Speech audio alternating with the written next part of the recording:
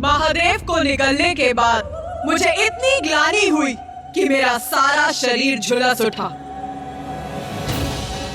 और इसीलिए मेरे इस स्वरूप का नाम ही पड़ा देवी धूमावती। देवी धूमावती, मेरी महाविद्या धूमावती, संसार में प्राणियों को उनके बुरे कर्मों का फल देने, उन्हें पीड़ा देकर दंडित करने, अकाल, महामारी, कलेश, दरिद्रता आदि उत्पन्न करती है। देवी लक्ष्मी की बड़ी बहन ज्येष्ठा भी इन्हीं का बड़ा रूप है।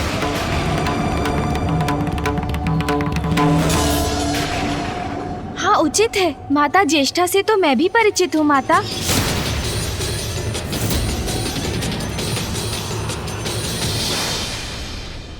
माता, हमें बताने की कृपा करें कि आपके इस रूप की पूजा से आपके उत्तम भक्तों को कैसा सुफल प्राप्त होता है। देवी धूमावती जिनसे प्रसन्न होती है उसे संसार में समस्त सुख, यहाँ तक कि मोक्ष भी प्राप्त होता है।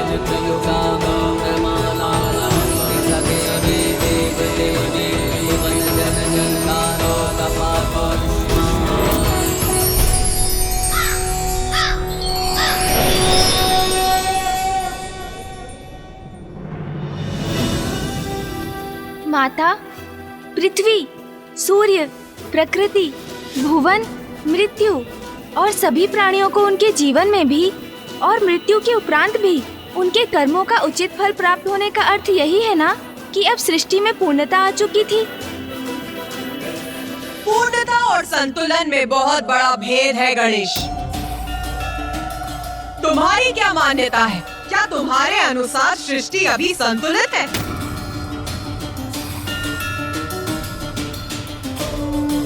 मैं देवी धूमावती के रूप में पक्षपात रहित न्याय के लिए प्रसिद्ध हुई।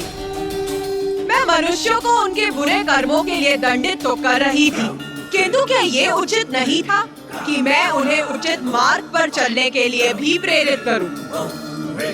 क्योंकि यदि किसी से एक भूल हो गई तो इसका अर्थ ये नहीं है कि वो मनुष्य बुरा है। बुराई को त्याग कर अपने भीतर सुधार लाने का एक अवसर तो सबको प्राप्त होना ही चाहिए। और कभी कभी मनुष्यों को सुपथ पर लाने के लिए मुझे उनके भ्रांतियों को नष्ट करने हेतु शत्रु बुद्धि नाशनी बनकर उस स्रोत को ही नष्ट करती हूँ जहाँ से प्राणी अनुचित शब्द उच्चारित करता है। शत्रु बुद्धि नाशनी? मैं समझा नहीं माता।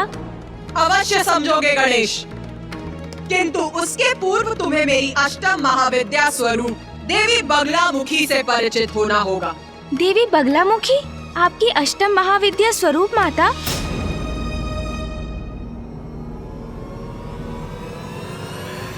हाँ गणेश, संतान को जन्म देने मात्र से ही माता पिता के कार्य पूर्ण नहीं होते। संतान को अच्छे संस्कार देना भी माता पिता का ही कर्तव्य होता है।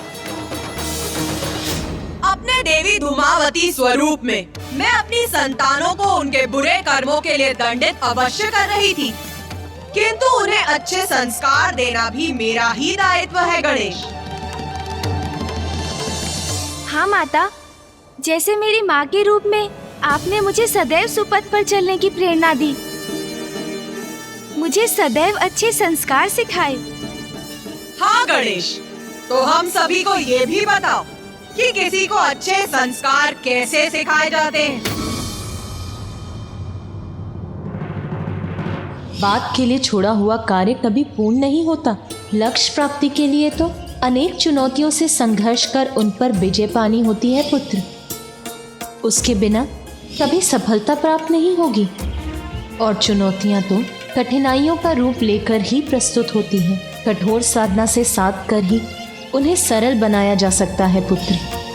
इतना स्मरण रखना पुत्र जो स्वयं को पहचानने में असमर्थ हो जाते हैं वो जगत में अपनी कोई पहचान नहीं बना पाते। उसे उचित ज्ञान देकर माता। हाँ गणेश, जिस प्रकार अपने देवी पार्वती रूप में मैंने तुम्हें अच्छे संस्कार और ज्ञान दिया, उसी प्रकार अब मैं अपने देवी बगलामुखी स्वरूप में समस्त संसार को गूढ़ ज्ञान देने के इच्छुक थी।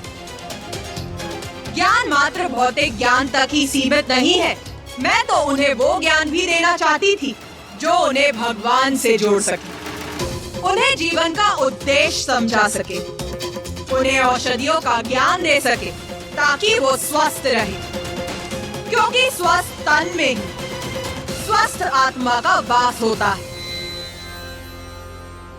तो माता, आपने माँ बगलामुखी का रूप लेकर सभी को ये ज्ञान सिखाया?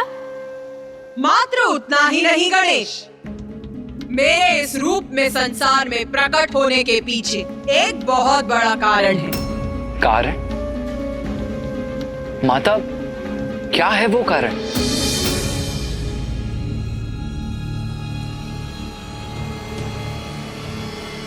एक असुर त्रिखुर।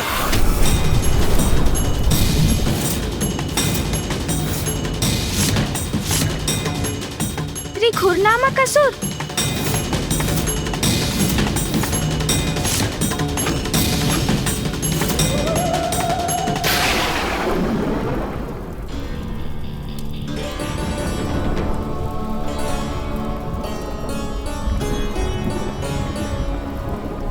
अरे व्रथामती, क्या हुआ? कुछ दिखाई दिया क्या? नहीं दिखाई दिया। अर्थात क्या दिखाई देना चाहिए मुझे? यही कि हमारे स्वामी की तपस्या संपन्न हुई कि नहीं? नहीं, नहीं हुई दुर्मुखा। स्वामी अब तक अपने तप में लीन है और इतने समय से उनके तप के संपन्न होने की प्रतीक्षा में इस निर्जन स्थान पर स्थित हैं हम। ज्ञात नहीं और कितने समय तक ऐसे ही रहना होगा हमें।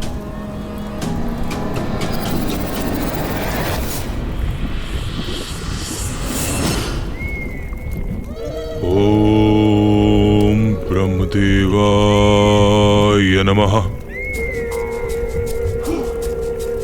ओम ब्रह्मदेवाय नमः। ओम ब्रह्मदेवाय नमः। ओम ब्रह्मदेवाय नमः।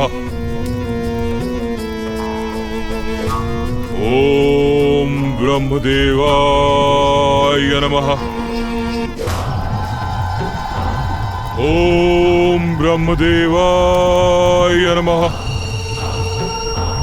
ओम ब्रह्मदेवाय नमः। ओम ब्रह्मदेवाय नमः।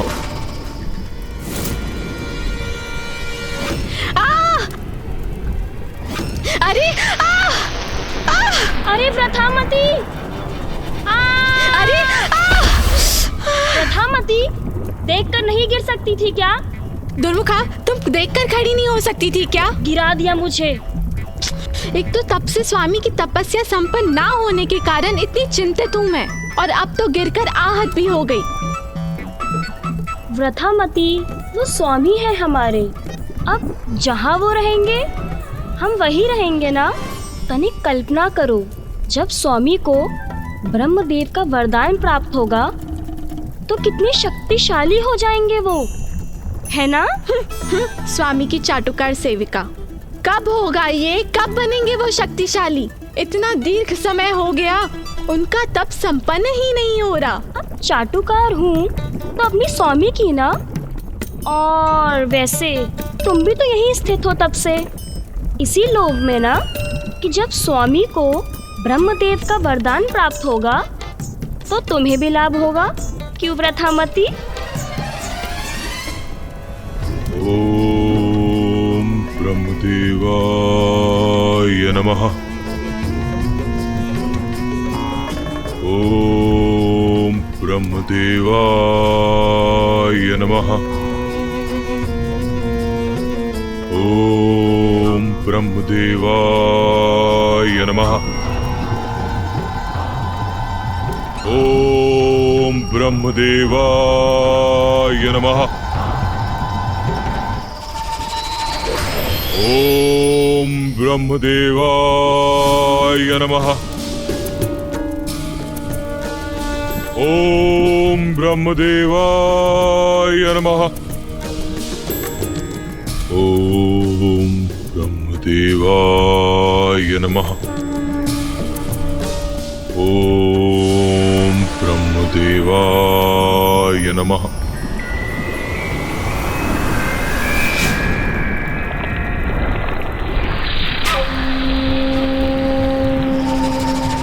पुत्र त्रिकुर,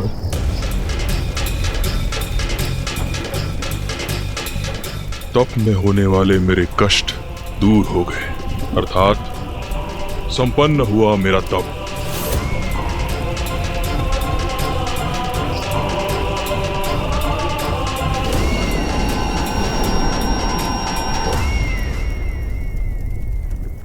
ब्रह्मदेव, मेरे आराध्य, अंततः आप आ ही गए मुझे दर्शन देने। प्रतीत होता है स्वामी का तप समाप्त हुआ। हाँ, ब्रह्मदेव प्रकट हुए। अब देखते हैं स्वामी को क्या वरदान प्राप्त होता है। पुत्र त्रिकुर, मैं तुम्हारी तपस्या से प्रसन्न हुआ। प्रसन्न तो आपको होना ही था ब्रह्मदेव। अत्यंत कठोर तप जो किया है मैंने, अब आप आ ही गए हैं तो मेरी दो बातें सुनिए। एक, इतने वर्षों के घोर तप का उचित परिणाम चाहिए मुझे, और दो, मृत्यु से मुक्ति अर्थात अमरत्व का वरदान चाहिए मुझे।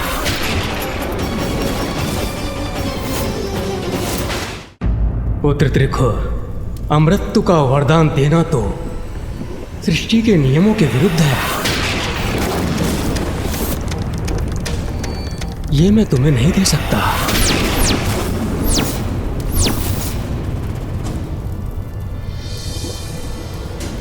अमृतत्व के सिवाय अगर तुम्हें कोई और वरदान चाहिए तो मांगो।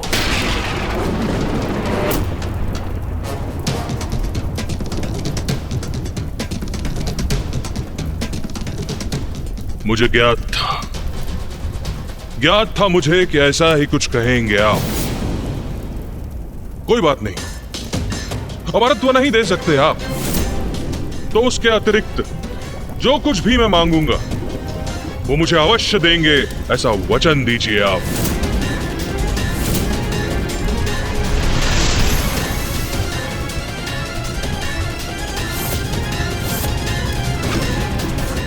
मैं वचन देता हूं वत्स, मांगो। क्या मांगना चाहते हो?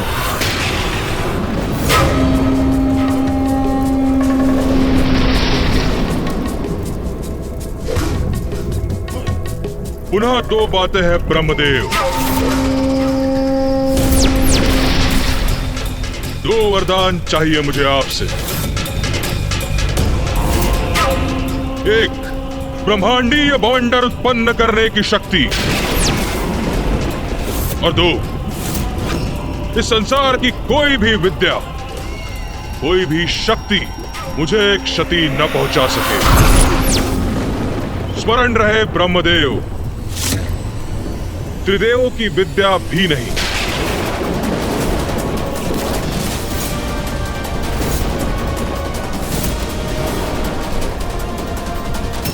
ब्रह्मांडीय बवंडर, ऐसी शक्ति का कहां प्रयोग करोगे तुम? इससे क्या लाभ प्राप्त होगा तुम्हें? ब्रह्मदेव, पुनः दो बातें हैं। एक, अब और कोई प्रश्न नहीं सुनना चाहता मैं, और दो, जो वचन दिया है आपने उसे पूर्ण कीजिए आप। ब्रह्मांडीय बवंडर अर्थात अथाह शक्ति दे दूं इसे। वचन दिया है मैंने, उसकी मर्यादा भी भंग नहीं कर सकता मैं। इसे इसका इच्छित वरदान तो देना ही होगा मुझे।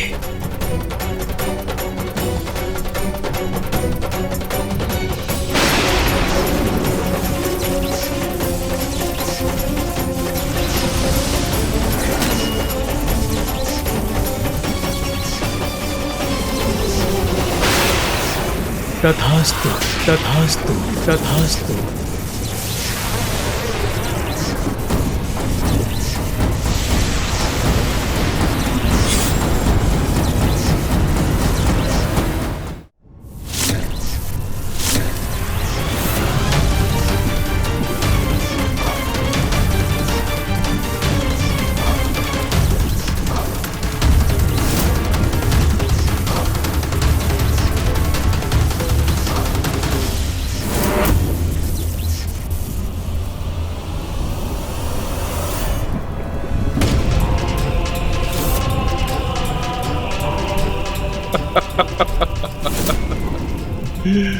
ये शक्ति अब मेरे हाथों में आ गई है। अब इसका इच्छानुसार प्रयोग करूंगा मैं।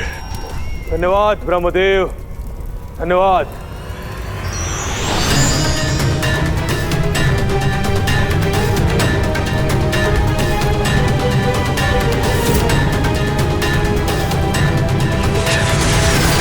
प्रणाम स्वामी। बधाई हो स्वामी, आपका तप सफल हुआ। स्वामी, ब्रह्मदेव ने आपको वरदान दे ही दिया। स्वामी, मैं ना आपकी निष्ठावान सेविका हूँ, तब से यहाँ आपकी प्रतीक्षा में स्थित हूँ और आज मेरी प्रतीक्षा सफल हुई प्रभु। मैं भी प्रभु, यह अकेली नहीं थी यहाँ, मैं भी यहाँ प्रतीक्षा कर रही थी। नहीं प्रभु, स्वामी, मैं प्रतीक्षा कर रही थी आपकी कब से। मैं भी थी यहाँ पर। नहीं प्रभु, मैं कर रही थी। बस बालकों के समान आपस में उलझना बंद करो तुम लोग। अभी और बहुत कार्य कर रहा है हमें। स्वामी, कार्य? कैसा कार्य? अब तो आपको वरदान प्राप्त हो गया है और ये दंड भी, और फिर कोई कार्य क्यों करेंगे आप? हाँ स्वामी। दो कार्य कर रहे हैं हमें। एक, संपूर्ण सृष्टि पर अपना प्रभुत्व स्थापित करना, और दो, सृष्टि के सम्राट पद पर मेरा आसीन होना।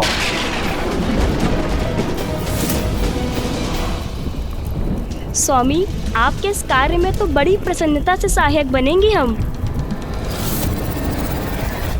ब्रह्मांड की सम्राट की सहयोगी होंगी हम। बहुत आनंद आएगा हमें। अब संपूर्ण ब्रह्मांड मेरी मुट्ठी में होगा, मेरी मुट्ठी में होगा।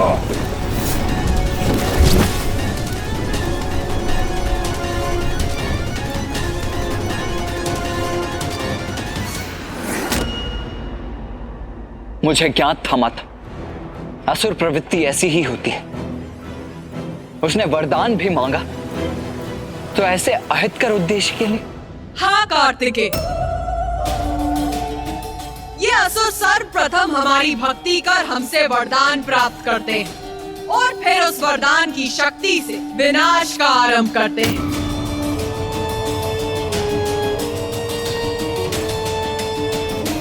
त्रिखुर भी यही करना चाहता था, वो समस्त ब्रह्मांड का अधिपति बनना चाहता था। असुर राज त्रिखुर की जय! असुर राज त्रिखुर की जय! असुर राज त्रिखुर की जय! असुर राज त्रिखुर की जय! असुर राज त्रिखुर की जय! असुर राज त्रिखुर की जय! असुर राज त्रिखुर की जय! असुर राज त्रिखुर की जय!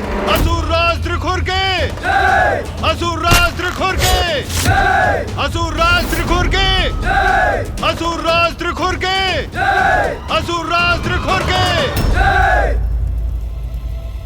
मेरे असुरों, दो बातें। एक, मेरे हाथ में ये अपार शक्ति का स्रोत, स्वयं ब्रह्मदेव द्वारा दिया गया दंड, और दो, इस दंड की शक्ति से मैं अपने सभी विरोधियों को प्रताड़ित और दंडित करूंगा।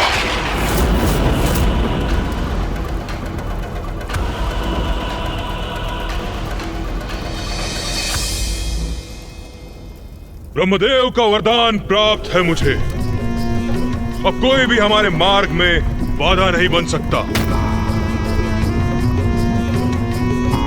युद्ध कैसा भी हो, विजय हमारी ही होगी। जो भी मेरे मार्ग में आएगा उसका विनाश करूंगा मैं।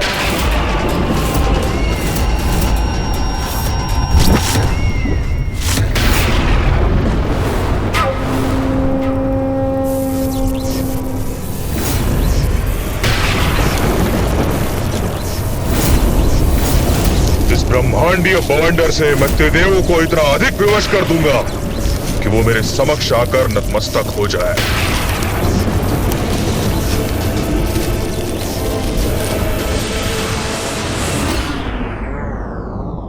वो दुष्ट असुर अपने वरदान को शस्त्र बनाकर अपने समक्ष त्रिदेवों को विवश करना चाहता था।